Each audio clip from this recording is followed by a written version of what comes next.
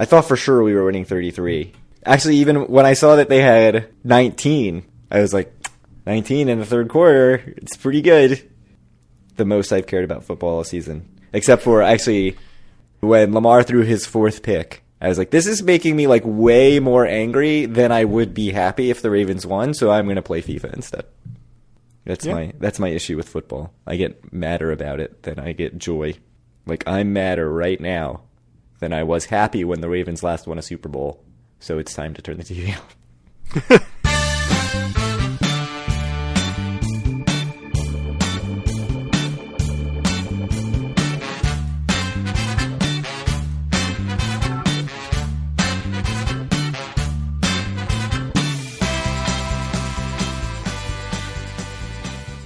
Howdy, it's Wednesday, December 1st, 2021, and this is episode 162 of Due for a Win, the Atlantic City and Casino Biz podcast. I'm Kyle Askin, joined, as always, by Craig Stone. What's good, Craig? I think we have lots of good to talk about, but I don't want to spoil it. Oh, that's true. Marketing department, as always, tells us to save it for after the ad break. We've got to do the ad break with all the typical podcast sponsors, which I think right now are MeUndies, some boner pill company. Oh, the big one that is now on every podcast, used to be Audible. Now it's the Manscaper, the groomer.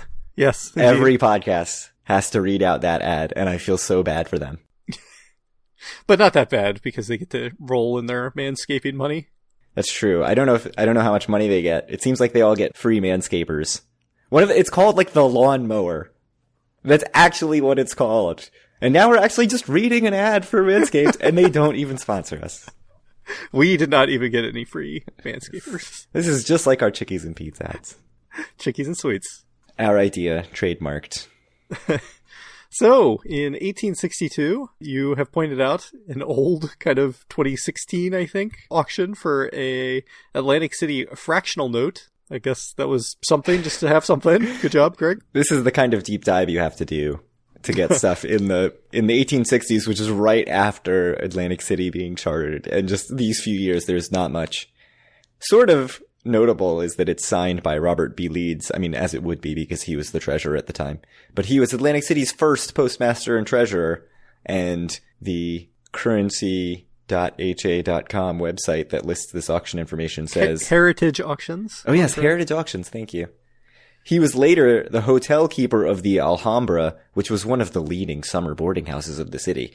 I didn't bother to look up and see if that's actually true, like if it really was one of the leading boarding houses, and according to whom, but we're going to go with it. Yeah, just to give a little bit of color, I guess. Back in the Civil War, I think everyone was hoarding all of the coins because of their sweet, sweet precious metals. So I think a lot of places had to go to giving out like this kind of fractional currency or whatever, because else you'd have to barter or give candies or something for change, which people didn't like that much. So there was no change to be had. Even worse than during COVID. Yes, no change to be had. This is like the original ticket in, ticket out. Mm-hmm. Now it's tied totally to Atlantic City. What a perfect connection. There you go. So what happened in 1962? A major winter storm hit Atlantic City March 6th to 7th. And I don't usually like to do, there was a hurricane, there was a winter storm, because there's just so many of them that you could go almost any year with that. But it was a big deal. It caused $10 million in damage in 1962 dollars. If it caused $10 million in damage now, it would be like, knocking over the parking garage at the old Atlantic Club. There were 50-mile-per-hour winds, 9-foot tides, 3 Atlantic City residents died, 85 homes were destroyed, and 2,075 sustained damage. There was $2 million of damage done to the steel pier, our beloved steel pier, when a drifting barge crashed into it, which sounds bad, but even worse, according to AtlanticCityExperience.org, our number one favorite website, it was cut in half as a 150-foot center section washed away, just out into sea. That's horrible. Indeed. The poor steel pier. Where are the horses supposed to dive from? Yeah, that's true. They just right into the ocean, I guess. Into the freezing March 1962 Atlantic City Ocean. So, also from the Atlantic City Experience, always resilient, Atlantic City was open for business 2 days after the storm passed, welcoming tourists and conventions that weekend, which is kind of insane to think about. But there's also a video on YouTube I watched part of this. It was perhaps the most boring thing I've ever seen in my life. I said in the notes, it's riveting. Yeah. I guess I'll link to it. Atlantic City does look pretty messed up from this storm, so. There's a lot of boards and stuff everywhere from the boardwalk and probably the smashed up steel pier. There's snow, lots of snow. I was going to say it's worth watching, but I don't know if it is worth watching. It's only 2.5 minutes long, so I'll give it credit for that. So, time for our Manscaping sponsored trip section of our podcast. So, are we going to Atlantic City? What's the status last time? Because for a while, I had Borgata booked the weekend of the 17th through the 19th. Did we talk about that last podcast at all? I believe we did. What updates have happened between then and now, Craig? Well, if we didn't talk about it, you just did. We had Borgata booked to the 17th to 19th. We were talking about me staying in your comped Borgata room while you stayed in Harris. Whoa. That's not allowed. Oh, sorry. You're right. No, sorry. We would never do that. No, we would never. Sorry. Yes. We were talking about me staying in my comped Borgata room. Indeed. While you stayed at Harris. Since I can get Borgata comps and you can only get Harris, and actually couldn't even get Harris that weekend. Yeah, I couldn't get Kyle. Harris that weekend. I know. Do you even gamble, bro? I was really optimistic about it. And then a whole family who we were going to meet up for some Hanukkah stuff caught COVID and postponed the Hanukkah get-together for the 18th. And I was given some, without words, some pretty clear indications that would be a bad thing to miss. But still, I was pushing ahead. And I was like, well, what if they cancel it again? What's the likelihood of that? Or is everybody actually going to be there? Am I really going to be missed? And so I was still kind of like pushing ahead for the 17th to 18th. And then it turned out that my wife has holiday parties on the 17th. And so we'd need to get babysitting on the 17th. And then another Hanukkah thing with my wife's family got scheduled for the 19th in the middle of the day. I should point out is many weeks after Hanukkah ends, because it's Hanukkah right now. Yeah, Hanukkah ends this Sunday, so this is all 2 weeks after Hanukkah. I don't know. I think everybody's just like, Hanukkah's usually in the middle of December. It's fine. We'll just stick with that. So that's what happened. And basically it was like, this is no longer worth attempting to do. I think it came down to like, if the 18th thing fell through, I could maybe go from like noon on the 18th to like 9 a.m. on the 19th. And that just seemed like a lot of things that needed to go right for a less than 24-hour trip. This is way more information than anyone needs, which should really just be the theme of this podcast. The title of the podcast. But since I had already gotten approval to go to Atlantic City in the first place, it's like, well, we can't let this go to waste and not go until February or something, right? So I checked, and there were pretty cheap rooms the 10th, the weekend of the 10th. And so you quickly jumped on a Harris room that I believe we'll be sharing, as Indeed. is the current plan, for just one night, right? Friday the 10th to Saturday the 11th. Friday the 10th. For the first time ever, there is no sort of fraud happening with the rooms that we're staying in. It's just legitimately one room that... To be clear, I just misspoke. We would never, ever do this. So, we're gonna go to Harrah's on the 10th? I think the last time we stepped foot in Harrah's is your famous Pai Gow story. It's been a long time. It seems impossible that I haven't even stepped foot in there in that many years. Since like 2018 or something. But I think that's right. We've talked forever about doing a marina trip. Yeah. And we keep saying, next trip we're going to do a marina trip. And we just keep, going back to the same well of Hard Rock Resorts, Tropicana stuff. And so now we're actually doing it, a marina trip. So is this definitely happening, December 10th to 11th? Yeah, I'm good on my side. Me too. Done.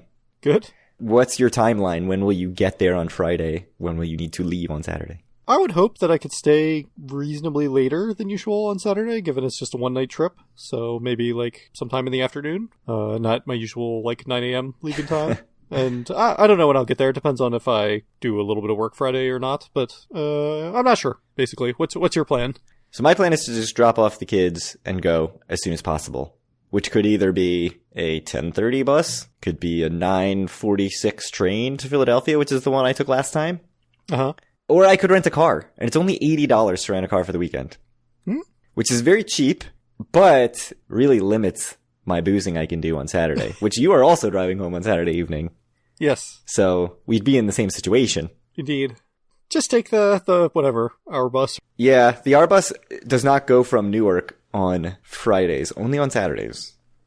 Can you take it from New York on Friday and back to Newark on Saturday? Yeah, but then I'm getting back to Newark at like 10 p.m. and being outside the train station in Newark, which is not what I want to do. Yeah, I don't know. I'll figure all that out. Yeah. You don't want to drive me to Philadelphia? I probably can. There are lots of trains. There's a lot of traffic last time in Philadelphia, but... I mean, there are a lot. It seems like I have a lot of options, so... Yeah, we'll figure it out. I could pick you up from Philly, if necessary. The renting a car seems like a no-brainer just for freedom of leaving and the fact that it makes it 2.5 hours door-to-door instead of like 3.5 or 4 hours door-to-door. Uh-huh. But how much value am I losing by not being able to drink on Saturday afternoon? I don't know. You have to tell me. I mean, that sounds like a question only you can answer. Right. How much stress does it add knowing that I have to drive and come back and park in Hoboken? Because I won't be able to return the car on Saturday night. I expect I'll leave later than you on Saturday, as I usually do. I'll probably eat dinner. You almost always do. Yeah, I'll probably eat dinner in Atlantic City and then drive home. The annoying thing is I used to take like an 11 p.m. bus and get back at 1 and then get home at 2. Like after Zorkfest, which I keep thinking was like last winter, but it was like 3 winters ago. Uh-huh. I took a really late bus. Yeah, that was a long time ago because I could only do a day trip because I had like a brand new newborn. And you didn't even have your second kid yet, I don't think. Yeah, exactly. And he's now pushing 4 years old. So it was a long time ago. That bus doesn't exist anymore. The latest bus out of Atlantic City is 7:40 p.m. And that sucks. We've let the olds win, Craig. This is their doing. So that's actually one big whatever in favor of renting a car. The freedom of just like leaving whenever, especially like, you know, who knows? Maybe I won't be feeling good that day. Maybe the gambling will be going bad. Maybe I'll be going to look for a restaurant for dinner and just nothing will have space open, which happened to me once last time when I was leaving later than you. I was looking around for lunch on a Sunday and then I just couldn't find anything. Like all those things, like, I'll just hop in the car and drive home. But if you're waiting for a bus at a set time, you can't just do that. Sounds like you're going to rent a car. Yeah. I mean, it was like $79. It's really cheap. It's cheaper than the train. It's only like $10 more than the bus. So I don't know. Yeah, sounds like you should. Does sound like I should. Parking is free, so logistics no downside. Are what everyone cares about. So yes, this is exactly what our people want to listen.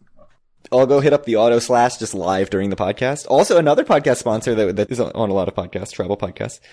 So, what are we going to do in Atlantic City? I was looking at the Harrah's to figure out what I want to do.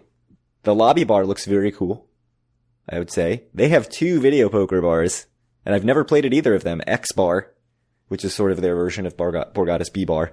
And yes. The Eden Lounge, which as far as I can tell is where people older than I am go to dance to music that's older than I am. So it's like the Boogie Nights equivalent is what you're telling me. Well, it's not a club really, although there was probably more dancing there than when I was at Boogie Nights the last time I was at Harrah's. Yeah, I want to play some bar top video poker. Other than that, I don't have anything that I have on my must-do list. I mean, obviously I want to spend time at Borgata since we're going to be over there. I got a $25 fine dining credit at Borg through My Vegas yesterday, so I'll go get my $25. I like how it says, like, use it at our fine dining restaurants, but then in the little print, it's just express comps. Like, they just give it to you in comps. So I'll take 25 comp dollars for 20,000 My Vegas LP, leaving me only with 893,000 My Vegas LP. I could take you to Amphora. Yeah. I'm not really interested in going to Borg, but, yeah, I'll go to Amphora with you. I just won't use my card. Oh, because you went to Borg last trip. Yeah. So my thing about Amphora and all the lounges really, and I know that so many of our listeners are huge lounge fans, is that even though the food at Amphora is good and the drinks are a step above what you can get on the casino, when I only have limited meals in Atlantic City, that's not really how I want to use one of them. And when I only have limited capacity to drink so much in Atlantic City before I get sick and spend the rest of the trip on the bathroom, I don't really want to use all that many of them at the lounge either. So I always like the idea of the lounge, but then when it actually comes down to going to the lounge, I don't end up doing it. Especially, like, it'd be one thing when you could just, back in the day, go in, play some Centipede or whatever at the Bally's Lounge. The Bally's Lounge is really the lounge that's the exception to all of this, I think, because it's so good. Get a beer, eat some chicken fingers from the buffet, and then get out of there. But now you gotta pay your, like, $12.50 or whatever in comp dollars, so. I wish I was playing Galaga right now. That's true. I do wish I was playing Galaga right now. That's always true. We could go to the Lucky Snake and play a bunch of 80s arcade games. No, it's not the same. What about you? What are you what made you want to go to Harrah's? It's just been so long since I've been, and, like, I think more than any other casino, maybe not than, like, Bally's, but when we first started going, we went to Harrah's all the time. We did. It's been a long time. And I don't have the negative connotations with Harrah's that you have, because I did not get my $25 stolen by them. Yeah, I mean, that's sort of long gone for me. Just like my $25 are long gone. I remember when we were going to Harrah's a decent amount, feeling like Harrah's was actually more of the resort experience than certainly either of the other Caesars AC properties. You know, it has the little waterfront shops. It has the big indoor pool. I kind of like the casino floor on parts and really don't like it on other parts, which is strange. Like, there's something about the casino that has a weird feel to me. It's a weird layout. But I guess you could say the same thing. Caesars, like, there's that sort of dead part of the casino that just sucks to go play slots in. But I like most of the casino floor at Caesars. Near Morton's. Yeah, Morton's. Ruth's Chris is out by the outlets. Is in the outlets, yeah. So, yeah, I'm interested to see that. I was looking at all the restaurants, because presumably we're going to eat at Harrah's, although I guess we don't have to. Are you going to buy me dinner with your celebration dinner, Craig? Unclear. You also have a celebration dinner, right? Yeah, but I'm actually going to use mine. I think I'm going to use mine too. Maybe. Oh! But we can talk about that more later. Okay. Yeah, I don't know. I'll figure that out before we go. And if we do, the problem is none of the stuff at Harrah's looks like that amazing of a use of the celebration dinner. Gordon Ramsay steak would be pretty cool. That's where I'm going to go, but in Baltimore. Yeah, so because like Coastal Craft does not get very good reviews.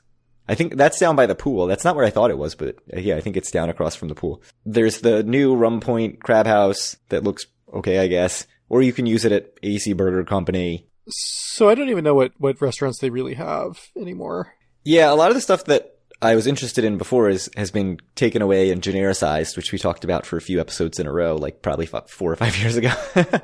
So it looks like they have Materano's Italian restaurant, right, Sushi and Sake at Oshi. Which I'm assuming you don't want to go Ramsay to the Martirano's. That's not your thing. Probably not really. Yeah. I mean, I would. Yeah. Whatever this Oshi is, sounds up my alley. I can look at some more reviews. But the other option, it's just a few minutes away, is actually Back Bay. Yeah. So we could pop over there. Did you go to Back Bay with us? Yes, that was when I was very drunk and we were taking the Uber that seemed like it was going to fall apart at any minute. Indeed. That was me, you, and Paul, I'm pretty sure. Yeah. But it would be, I mean, even if we don't go eat at Back Bay, it would be cool to pop over and grab a drink at Back Bay at some point. I do like Gardner's Basin, so we can definitely do that. One thing I really liked about the last trip was how much non-casino stuff we did, but we walked to most of it because we were on the boardwalk. But Gardner's Basin stuff makes a pretty easy trip, either driving or taking a Uber or Lyft, which goes nicely into how much are we going to stick to the marina? I would expect that I would be interested in spending the vast majority of our trip at the marina and not doing any gambling on the boardwalk. Yeah, I don't expect to do any gambling on the boardwalk. I would say that at the very least. I don't know about doing anything else in the boardwalk area. I guess it depends if I'm taking the bus, because if I take the bus, I have to start and end at the boardwalk. So like one thing, if I do take the bus, is like start at boardwalk side, do some stuff we want to do on that side, and then drive over and check in to beautiful Harrah's Resort. Which room did you book at Harrah's? We didn't say. Bayview, right? Is that what we did? The one that got renovated when they opened their new convention center. Bayview. In the same tower as Waterfront, but actually nice rooms. You didn't go for the newest renovated rooms, Laguna. No. And Coastal. I don't think I've ever stayed in these. I've stayed in both of the Laguna and Coastal when they had other names or whatever before they were renovated. Yeah. I don't think I've ever stayed in a Bayview room. Yeah. And something. Marina maybe or something. Yeah, so I think it's Harbor and Marina. And if you go to the site, or if you Google it, it will take you to a page that still talks about the Harbor Tower on the Harrah's site. And I was like, I don't think it's called that anymore. But I'm disappointed I couldn't get an atrium suite if they're even still open. But you got to keep checking. The rates change. Although I don't think the rates change as much after El Dorado took over. It's not like every 10 minutes like it was before. You used to have to check like 3 or 4 times a day. And that's just not the case anymore. I mean, my rates for that weekend have been the same for 2 weeks. So, and the best thing, it used to be, you got to like Monday or Tuesday of that week, and if it wasn't really full, prices just go way down. And I don't think that's really true either anymore. Damn you, El Dorado. Indeed. I don't know. Is there anything else you want to talk about on our trip? I mean, the Seed has been posting stuff on their Instagram that makes me want to go there again, but I don't know if that's really like the afternoon that we need to have. Like, it does seem like they're having more sort of fall, winter stuff that wasn't there when we went last time. And we haven't sat and actually had a drink at Little Water in a very long time. I don't think I've ever said Little Water without flubbing it on this show in the entire time we've been doing it. But those things seem much more up my alley than up your alley. Well, we'll figure it out. Is there any food you have to do? Are we going to Gilchrist at Gardner's Basin? We could do that Saturday morning. Or I don't even know. It's not the same in the winter. I'll Yeah, it's really say, not. but yeah, we'll see. The biggest news about the trip is that Justin W. is going to be staying at Harrah's the same night. It's pretty great. Have I ever met Justin? No. I don't think so. I know we met his wife. Yes, we've never overlapped But with him. not Justin himself. Congratulations, by the way, Justin. I saw he is expecting another child. So Yeah. Got to get in those casino trips now, although we still go. Yes. I don't know. How long was our hiatus after having a second? I mean, I met you 1 month later for a day trip, but... And then COVID happened and that ruined all of it. We had a much longer hiatus because of COVID than because of kids. Yes. Priorities. I don't think I had that long of a hiatus because of children. So Yeah, I don't think we did. I know you would not come to Atlantic City with me when Holden was 8 days old, so I was very disappointed. Yes, you met me in Hoboken and then went down to Atlantic City. Couldn't go. I don't know what obligations I had to 8-day-old Holden, but I'm going to hold that over him until he's old and gray. I guess until I'm old and gray. I also have another Atlantic City trip planned. Since the last episode, I booked a room at Hard Rock for my anniversary in January. The most I've ever spent on a room in Atlantic City. 2 nights, $455 total after taxes and fees. It seems like so much. It was $159 for one night and $199 for the other night. Mm-hmm. But for any other hotel in any other city, that would be a totally reasonable rate. Yeah. Although I hate when people make that justification about things in Vegas, like paid parking and stuff. It's well, in any other city, you'd pay this much for parking. It's yeah, well, in any other city, I'm not going and blowing however much money on gambling. But here I am using that justification. But I could have gotten her a cheaper room at Tropicana, and I asked my wife, do you want the cheaper room at Tropicana, or do you want to stay at Hard Rock? And she said, Hard Rock. Because she knows what's good. Hard Rock, the best casino in Atlantic Hard Rock City. is good. I don't know what her answer would be if it was comped, right? Comped versus $400, that's a huge, huge difference. I'm assuming she'd go comped, but I don't know what the difference would be where she would have to pick the cheaper room versus the one that she likes more. But I'm guessing she's not as enamored with little comp on the calendar as you and I are. Indeed. Whereas if it was comped at Caesars or something and $150 at Hard Rock, she'd probably just say, let's pay for Hard Rock. Foolish. Also, Hard Rock sucks, so there's that. But I'm gonna just sit up, play at the center bar, play Pai Gow poker in the Asian room. It's gonna be great. Ignore my wife on our anniversary. It's gonna be fantastic. It's gonna be good. I still haven't actually found out that my in-laws can actually take the kids, so I don't know that trip's happening. But it's booked. And we don't have another episode before our trip. No, we don't. We don't. This is it. So the next trip will be a trip recap. The next episode. In 2 weeks. The next trip will be an episode recap. Yep. I don't know if you can actually use your celebration dinner when you're in AC. Oh, is it January to January now? I thought it was January 31st. I think it's annual these days. I don't think it's January to January anymore. I think it's or I think it's actual years. We have a bunch of listeners who follow this stuff very intently. Yes. One of them will tell us for sure. Let us know in the comments on the Twitter, in the Facebook. We have October data. We do. The December data will clearly be much better because we're going. Indeed, and we like to lose money there, so. We've not had a winning Atlantic City trip, it feels like, in quite a while. I will say October was a 5-weekend month, should be pointed out, but the numbers were really good. Because the end of kind of the shoulder months for upseason are September, but in October it was only down less than 5%, so month over month. And a couple casinos, including Borgata and the Nugget and Ocean, were actually up month over month. So I don't know, what are your big picture takeaways from this data? Yeah, it's up 27.6% year over year, which is good, but you have to take that with a little grain of salt. Obviously, I think people are traveling more. A 5-weekend month, and 2, COVID was a much bigger thing in October of 20, I think, than October of 21. So, yeah, I laughed because Borgata made $61.7 million when last month we were gushing over them making $60 million in an off-peak month. Obviously this is a 5-weekend month, but still, we hadn't seen a $60 million off-peak month, I think, in the entire time that we had been pulling this data, and now they've done it twice in a row. They were up 50% from October 2020. Hard Rock still in second, but very distant at 37.4. Ocean 30.1. That seems really good for them to me. It beat their September number by $1 million, so it seems reasonable. And then Golden Nugget had $14.3 million, which to me seemed shockingly high. Yeah, for the Nugget. They've been last place basically every month, right? And they managed to beat Bally's, just Bally's. Only Bally's, not resorts, but very close to beating resorts. Yeah, I did notice that their win percentage on slots ticked over 10%, which is very high. Most of the casinos are right around 9%. You see them kind of get up to 9.8 or 9.9 sometimes. Like this month, Resorts and Ocean were in the high 9s. Harrah's was actually in the low 8s, so there's a reason to go to Harrah's. The loosest slots in Atlantic City, specifically in October of 2021. Yeah, I mean, over 10% is kind of surprising. And they're actually usually on the higher side, I think, just from my quick looking back for the win percentage. So maybe that's how they're doing it. They're tightening the screws on those slot machines and making sure that they're getting more money. Or it's just, an extra lucky month. It's one or the other. You sound like every other person I read on Facebook complaining about Casino X's slots are way too tight. They're way too greedy. It's not like it used to be.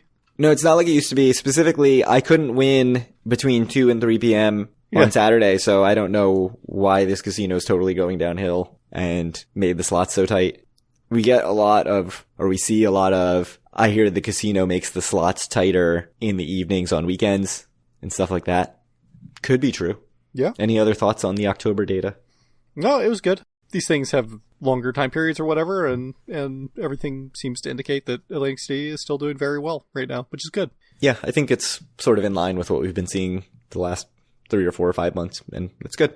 Yep. Do we have anything else to talk about? We had no news. All we talked about was news. History, trips, October data. Fractional currency. Very important history lesson. All right. Well, if you want to reach out to us or any of our other listeners, you can do so at our Facebook group, facebook.com/group/DoForAWin. Find all of our great content and buy a shirt at DoForAWin.com. Send to Craig questions on Twitter or comments, DoForAWin, or me at Kyle Askin. And send Craig some questions to DoForAWin@gmail.com, and maybe we will even read them on air. Any last words? Maybe we'll read them on air if I ever read them in the actual mail. I know we've got 3 unread emails that I just have never responded to that are probably months old by now. So I apologize for that. Good job, Craig. Yeah. That's what I like to hear. I know one of them was mentioning how Bart Blatstein is a visionary because he has made a beachside bar that is not actually beachside and can't even see the ocean. And I thought that was true. You can't argue with that. So thank you, Lou, for the email. I did read your email. Incredible. Yeah. All right. Well, I guess we could talk a little bit about Boardwalk Empire. I don't know. It was another kind of strange episode where not a whole lot happened. I think the big takeaway is that Nucky is going to be going into business on this Florida real estate deal with Meyer Lansky. Guess before that we saw him pitch it to AR and got to see Arnold Rothstein lose a ton of money at the poker tables and do look pretty bad while doing it, which I thought was like a very strange segment. It was very out of character seeming from everything we've seen from Rothstein so far. Like, I don't really get it. I think where they're going with that is ever since Nucky sort of won, quote unquote, I guess, like in the finale of season 2, that like AR's off his game. And that this is a continuation of that. So you saw Rothstein try to sort of goad Nucky into playing poker, and then Nucky ends up cleaning house, even though he was clearly not trying to be aggressive. There is sort of this ongoing thing in the series where Nucky's just this like dominant character that, is good at everything, which is kind of annoying sometimes. But I did like seeing that Meyer's gonna get his side of the $500K that he needs by beating the crap out of the guy that took all of AR's money at the poker table. Yeah. Probably beat him to death and then took his money, I would guess, but who knows. We also got to see O'Bannon riding around with Al Capone all episode. No, not O'Bannon. Mueller. Mueller. Yeah, O'Bannon's the Irish guy. Yeah. What's his original name? Van Alden. Van Alden, yes. And we also got to see Eddie hanging out with a different Capone the whole episode, Al's brother. They made fast friends. Indeed. And then Eddie got picked up by the feds. I don't think the feds are going to get too far with Eddie, but we'll see what happens. I'm not sure. What about the most important thing that happened? Yes. As we talked about before the episode, we got to see Eli's son's like arch rival. Well, they made some sort of concoction by memory in a very, way that made it extremely clear something terrible was going to happen, and poured it into his drink. And then we got to see him basically die when they just wanted him to have horrific diarrhea. To be fair, that's very horrific diarrhea. Yes. that literally kills you. When I was watching it, I was like, they were doing the whole setup, take this acid and this acid or whatever. I'm like, this is not going to go well. Like, this is obviously going to be terrible, and he's going to just, like, vomit blood or whatever instead. And then when he actually crapped his pants, I was like, I guess that buildup was for nothing or whatever. But then eventually he ended up shooting blood out of everywhere, I guess, judging by the after effects. And yeah, you're right. I had the same reaction during the whole setup scene. Is like, why are we even seeing this? In a show with 12 episode seasons, they sure are wasting a lot of time on this dumb prank. Well, so when I saw it, I was like, yeah, so he's definitely going to die from this. Like, that's what they were doing. And then, yeah, as soon as he shit his pants, I was just like, oh, well, that was a waste of time, but, like, okay, because I'm stupid and I never learn. But and then he died. I keep thinking they're going to tie this around to make him part of the booze running gang. Yes. And, with obviously Michael Mickey Doyle. Yeah, obviously he's going to get kicked out of school now. So I have a question for you. When we saw J. Edgar Hoover and they were reading off the names, have we ever met the one guy they mentioned that runs all the wires for Nucky or whatever? I think maybe in the very first season. Uh-huh. The guy who runs the horse book and the casino. Yeah. So, yeah, no, I think maybe in the very first season. I was like, who is that guy? Yeah, they just said a name. I was like, that doesn't sound familiar, yeah. But you're right. Yeah, I don't know. Not too much else happened, honestly. It was, I think the big takeaway is we got to see Rothstein not look great, and we got to see Nucky go into business with Meyer Lansky and presumably Lucky Luciano. Yeah, I mean, the scene where Van Alden, a.k.a. Mueller, kills the guy or shoots the guy and then the gun jams and then Al busts out the Tommy gun and just shoots him like 1,000 times. Yeah. Not Mueller, the other guy. Yes. And there's just like the look on his face and like the Tommy gun sound. I was like, this is straight out of the fake movie from Home Alone. Yes. Even down to the countdown, right? Like giving the guy a 10-second head start and like shooting before the countdown gets to 0. It's like, this is literally and like the laughing. Yeah. The scene from Angels with Filthy Souls. He should have called the guy a filthy animal and then it would have really brought it all together. So that's a good Christmas tie-in. This was actually the Christmas episode of Boardwalk Empire, just by alluding to Home Alone. So yeah, that was very weird and stupid. And Boardwalk Empire is not above having a stupid scene every now and again, that's for sure. Oh, no. I mean, they had a whole season of them, basically every time Jip was on screen. So. All right. Well, I don't know. Is there anything else? No. Looking forward to going to Atlantic City in a week and a half. Hanging out, maybe, with Justin W., who knows? I can't imagine we wouldn't. He's staying in the same hotel. Plus, he's a super listener. I mean, how many people other than the Justins are in that tier? That's true. Well, anyway, thank you guys very much for listening, and we'll give you a trip recap in a couple weeks.